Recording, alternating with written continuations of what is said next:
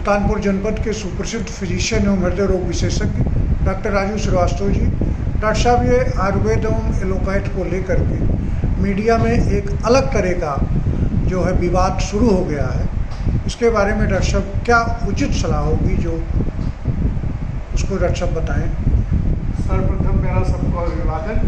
पांडे जी, आयुर्वेद और एलोपैथ को लेके जो भ्रामक स्थिति चैनल में पैदा हुई है और जनता इस समय गुमराह हो रही है, उसके संबंध में मैं बहुत ही स्पष्ट ये कहना चाहूँगा कि आयुर्वेद एक अलग चिकित्सा है, एलोपैथी एक अलग चिकित्सा है और दोनों एक दूसरे के पूरक हैं। ना हम आयुर्वेद को एलोपैथ से सब्स्टिट्यूट कर सकते हैं, ना एलोपैथ को आयुर्वेद से सब्स्टिट्यूट कर सकते हैं। लेकिन अगर देखा जाए जहाँ तक आयुर्वेद है, तो आयुर्वेद भारत की जो है प्राचीनतम धरोहर है, एक सांस्कृतिक धरोहर मानी जाती है। और चरक संहिता ये का अगर विवरण देखा जाए तो 200 BC में ये किताब छापी गई थी और उसमें भारत की प्राचीनतम चिकित्सा पद्धति है।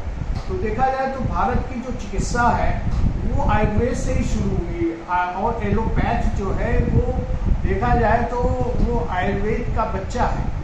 आयुर्वेद जो है वो एलोपैथ की जनक है। लेकिन समय के साथ आयुर्वेद में न किसी प्रकार का शोध हुआ, ना इसका विकास हुआ और लोगों ने इसको अपनी तरीके से एक कमर्शियल वे में यूज़ किया।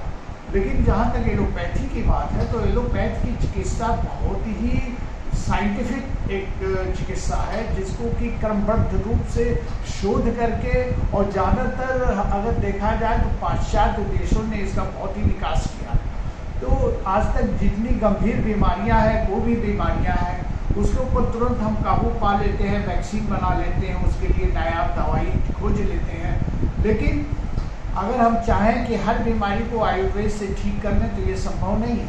हमारी एलोपैथी की चिकित्सा का प्रथम सोपान जो है वो आयुर्वेद ही है, क्योंकि हम कहते हैं कि लाइफ स्टाइल मॉडिफिकेशन, चाहे ब्लड प्रेशर हो, चाहे शुगर हो, चाहे जो है कैंसर हो, सारे रोगों में प्रथम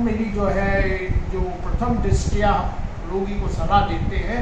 पहले हम उससे कहते हैं कि आप आयुर्वेद का पालन करिए, योगा करिए, साग सब्जी खाइए, अपने जो है नशा मत करिए, अपने जीवन को जो है उसकी सुधारिए, उसके क्रम को, लाइफ को व्यवस्थित करके लीजिए। तो ये सब तो आयुर्वेद का ही हिस्सा तो है। लेकिन जहाँ तक अगर किसी पेशेंट को हार्ट अटैक हो जाए, किसी को कैंसर की बीमारी हो जाए, किसी को इमरजेंसी चिकित्सा की जरूरत हो, तो वहाँ हम आयुर्वेद का उपयोग नहीं कर सकते। वहाँ पे हम सिर्फ एलोपैथ का ही उपयोग करके जीवन दान पा सकते हैं। डॉक्टर साहब, ये इन दोनों चिकित्साओं को हम एक दूसरे का पूरक मानते हैं। ना इसमें कोई प्रतिस्पर्धा है और ना ही इसमें कोई जो है एक दूसरे के साथ मिलने से कोई नुकसान है। हम तो कहते हैं कि मॉडर्न मेडिसिन जो है, एलोपैथिक मेडिसिन, वो एक इंटीग्रेटेड सिस्टम है, जिसमें कि आयुर्वेद, एलोपैथी, होम्योपैथी, हर प्रकार की चिकित्साओं का समावेश होना चाहिए। ठीक सर, धन्यवाद।